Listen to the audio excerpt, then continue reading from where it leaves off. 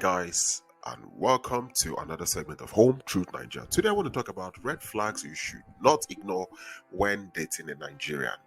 Red flags you should not ignore when dating a Nigerian.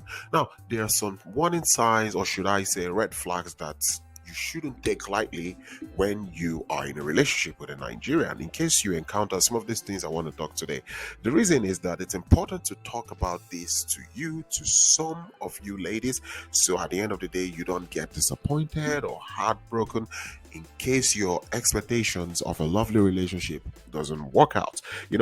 I always advise ladies, when you see some of these signs, try as much as possible not to sweep them under the carpet in anticipation that things will turn out good in the future. Now, when you encounter some of these signs I want to talk, please pick your body, pick your heart, pick your soul, pick your life and run dearly for your life, because if you stay longer hoping that things would eventually turn out good, or maybe he would come around or he would change if you guys get married or what have you, then you may get really heartbroken and depressed at the end of it all. So what are these signs? The first sign I want to talk about is money. Yes, you had me right, money.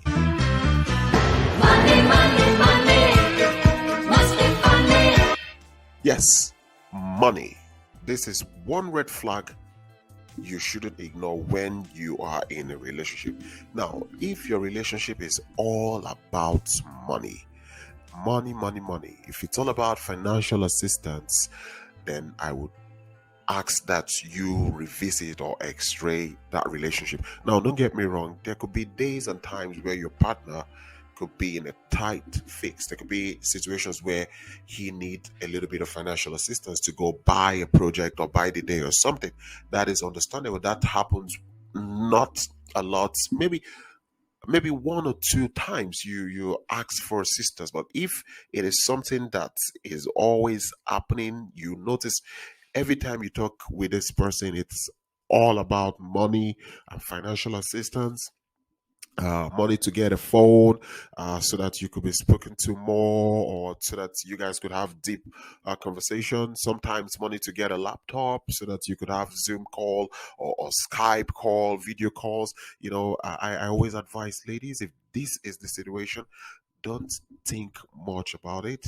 Just know that this is one red flag you wouldn't want to consider going by with. Just quickly, as much as possible, end the relationship. Yes, end the relationship and run for your dear life. Because if you continue to stay in that relationship that is all about money, at the end of the day, you'll be left broke, real broke with nothing. You'll be left broke with nothing, and not just broke physically on cash, you'll be broke mentally.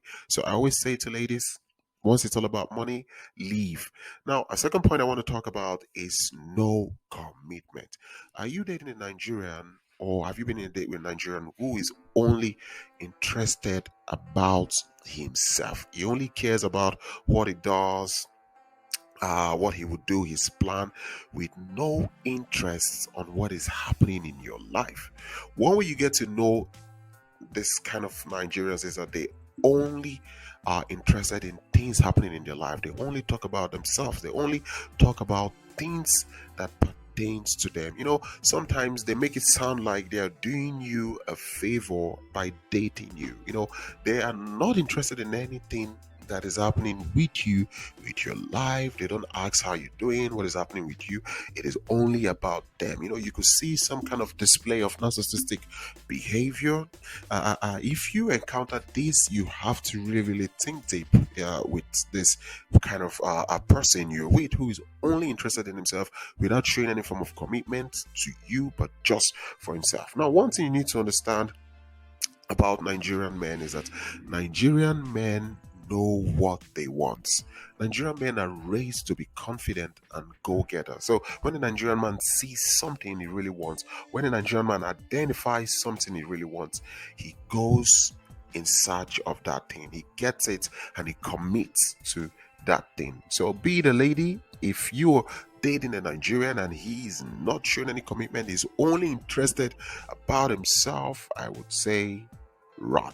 Another point I want to talk about is indecision. This is another important point that needs to be talked about. Now, if you're ever dating a Nigerian man and you notice he always needs family advice or advice from friends before he makes a decision, if you basically notice that maybe sometime he has to go talk to one religious leader or a pastor or something before he could make a decision, then you need to think twice.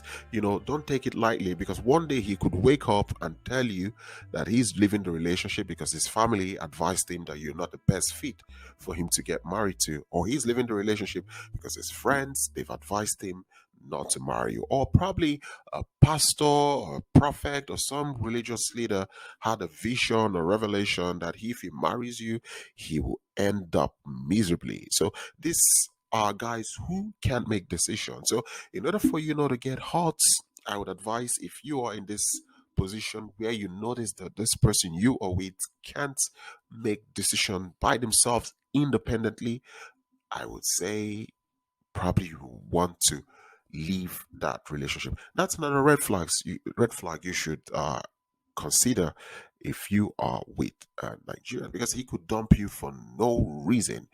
Another point I want to talk about is the quick proposal. I guess some of you have been there. I spoke to some ladies last week, who have had this quick proposal.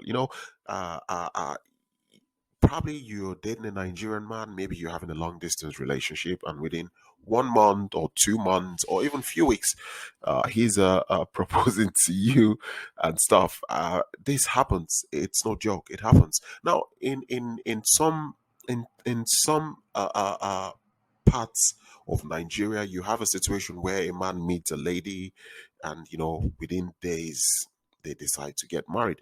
But in the context where you are a Western lady dating a man from Nigeria, and within 1 month or 2 months, he is making proposals to you, you need to be very careful. Now, one thing they feel is that if they propose to you quickly, they kind of like give you this illusion or mindset that they're very much into you. And they feel like if they put a ring in your hand, you will be committed to them. They would use that as an excuse or leverage to collect whatever they want to collect from you. So, I mean, you could always be in a position to say, well, he's interested in me. He has proposed to me.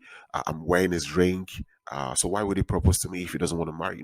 Some of them use this quick proposal to actually get what they want from you. So they feel like when they put this ring in your hand, they feel like it gives you this kind of like security with them, that okay, they are very serious, but they use this so they could take whatever thing they want to take from you, be it financially. Now, some of them go as far as sending this ring via parcel.